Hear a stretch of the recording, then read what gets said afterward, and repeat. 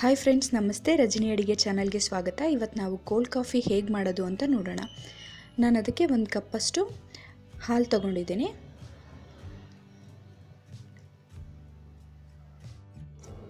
ಕೆನೆ ಇರೋ ಅಂಥ ಹಾಲನ್ನು ತೊಗೊಂಡಿದ್ದೀನಿ. ಇದು ಗಟ್ಟಿಯಾಗಿದೆ ಹಾಲು. ನೀವು ಗಟ್ಟಿಯಾಗಿರೋ ಹಾಲನ್ನು ಯೂಸ್ ಮಾಡಿದ್ರೆ ತುಂಬಾ ಟೇಸ್ಟ್ ಚೆನ್ನಾಗಿರುತ್ತೆ. ನೀವು ಆದಷ್ಟು ಗಟ್ಟಿಯಾಗಿರೋ ಅಂಥ ಹಾಲನ್ನು ತೊಗೊಳ್ಳಿ. ಹಾಲನ್ನೆಲ್ಲ ಮೊಸರಿಗೆಲ್ಲ ಯೂಸ್ ಮಾಡ್ಕೊಂಡು ಕೆನೆ ಎಲ್ಲ ತೆಗೆದಿರೋ ಅಂಥದ್ದನ್ನು ತೊಗೋಬೇಡಿ. 1-2 ಟೇಬಲ್ ಸ್ಪೂನಷ್ಟು ಶುಗರ್ ತೊಗೊಂಡಿದ್ದೀನಿ. 2 ರೂಪೀಸ್ದು ಬ್ರೂ ಪ್ಯಾಕೆಟ್ ತೊಗೊಂಡಿದ್ದೀನಿ ಕಾಫಿ ಪುಡಿ. ನೀವು ಮನೇಲಿ ಬೇರೆದು ಯೂಸ್ ಮಾಡಿದ್ರೆ ಅದನ್ನು ಬೇಕಾದ್ರೂ ತೊಗೋಬೋದು. ಕಾಫಿ ಪುಡಿನ ನಾನು ಒಂದು ಬೌಲಿಗೆ ಹಾಕೋತಾ ಇದ್ದೀನಿ. ಸ್ವಲ್ಪ ಬಿಸಿನೀರನ್ನು ಹಾಕಿ ಅದನ್ನು ಡಿಕಾಕ್ಷನ್ ಮಾಡ್ಕೋತಾ ಇದ್ದೀನಿ.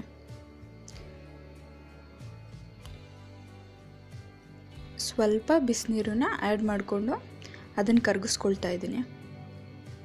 ಕಾಫಿ ಡಿಕಾಕ್ಷನ್ ರೆಡಿ ಆಗುತ್ತೆ.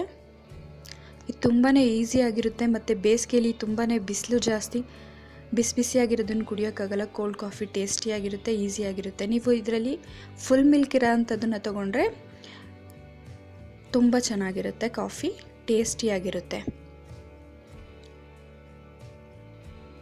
ಕೆನೆನ ತೆಗೆದೇ ಇರೋ ಅಂಥ ಗಟ್ಟಿ ಹಾಲನ್ನು ತೊಗೊಂಡ್ರೆ ತುಂಬ ಚೆನ್ನಾಗಿರುತ್ತೆ ಕಾಫಿ.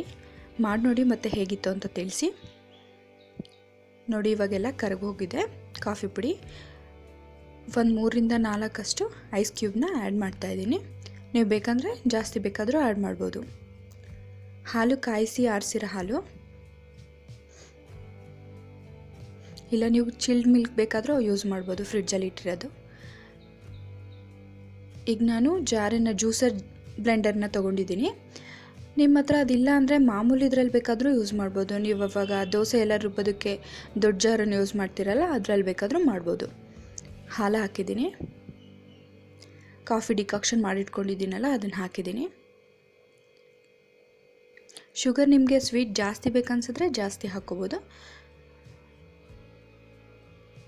ಶುಗರ್ ಹಾಕಿದ್ದೀನಿ. ಈಗ ಐಸ್ ಕ್ಯೂಬ್ಗಳನ್ನ ಹಾಕ್ತಾಯಿದ್ದೇನೆ. ನಾನು ನಿಮಗೆ ಬ್ಲೆಂಡ್ ಮಾಡಿ ತೋರಿಸ್ತೀನಿ ಯಾವ ರೀತಿ ಬ್ಲೆಂಡ್ ಮಾಡಬೇಕು ಅನ್ನೋದನ್ನು. ಏನು 3-2 ನಿಮಿಷ ಆದರೆ ಸಾಕು, ನೀಟಾಗಿ ಬ್ಲೆಂಡ್ ಆಗುತ್ತೆ.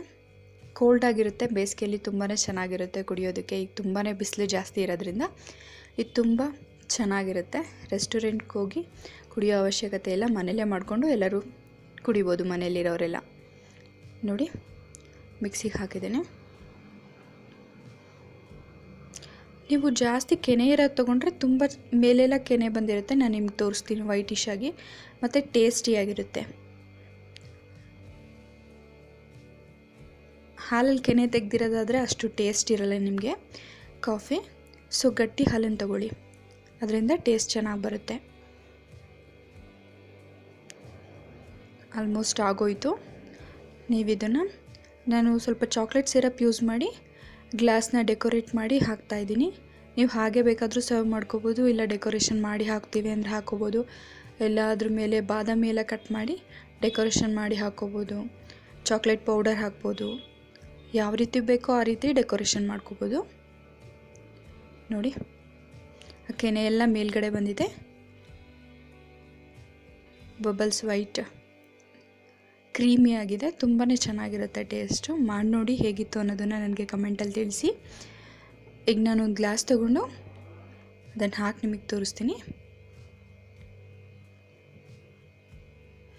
ನೋಡಿ, ಟೆಕ್ಸ್ಚರ್ ನೋಡಿ, ತುಂಬ ಚೆನ್ನಾಗಿದೆ ಕ್ರೀಮಿಯಾಗಿ. ಒಂದು ಗ್ಲಾಸ್ ತೊಗೊಂಡಿದ್ದೀನಿ ನೋಡಿ. ಇದಕ್ಕೆ ನಾನು ಚಾಕ್ಲೇಟ್ ಸಿರಮ್ನ ಹಾಕ್ತಾಯಿದ್ದೀನಿ. ನಿಮ್ಮ ಹತ್ರ ಸಿರಮ್ ಇಲ್ಲ ಅಂದರೆ ನೀವು ಡೆಕೋರೇಷನ್ ಮಾಡಬೇಕಂದ್ರೆ ಯಾವುದಾದ್ರೂ ಚಾಕ್ಲೇಟ್ ಇದ್ದರೆ ಅದನ್ನು ಮೆಲ್ಟ್ ಮಾಡಿಬಿಟ್ಟು ಸಹ ಹಾಕ್ಬೋದು. ಮೆಲ್ಟ್ ಮಾಡಿಬಿಟ್ಟು ಸಹ ಚಾಕ್ಲೇಟ್ನ ಹಾಕ್ಬೋದು. ನೋಡಿ, ನಾನು ಇವಾಗ ಹಾಕ್ತಾಯಿದ್ದೀನಿ.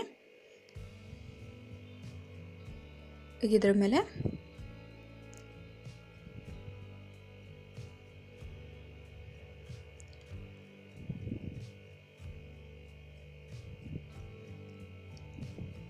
ಕಾಫಿ ಹಾಕ್ತಿದ್ದೀನಿ. ಕೋಲ್ಡ್ ಕಾಫಿ ತುಂಬ ಚೆನ್ನಾಗಿರುತ್ತೆ, ಟೇಸ್ಟಿಯಾಗಿರುತ್ತೆ. ಇದನ್ನು ಮಾಡಿ ನೋಡಿ, ಕುಡೀರಿ. ಹೇಗಿತ್ತು ಅನ್ನೋದನ್ನು ನನಗೆ ಕಮೆಂಟಲ್ಲಿ ತಿಳಿಸಿ. Thanks for watching. Please subscribe ಮಾಡಿ. ನನ್ನ ವಿಡಿಯೋ ನಿಮ್ಗೆ ಇಷ್ಟ ಆದರೆ ಸಬ್ಸ್ಕ್ರೈಬ್ ಮಾಡಿ, ಲೈಕ್ ಮಾಡಿ ಮತ್ತು ಶೇರ್ ಮಾಡಿ ನಿಮ್ಮ ಫ್ರೆಂಡ್ಸ್ ಆ್ಯಂಡ್ ಫ್ಯಾಮಿಲಿ ಜೊತೆ. Thank you all.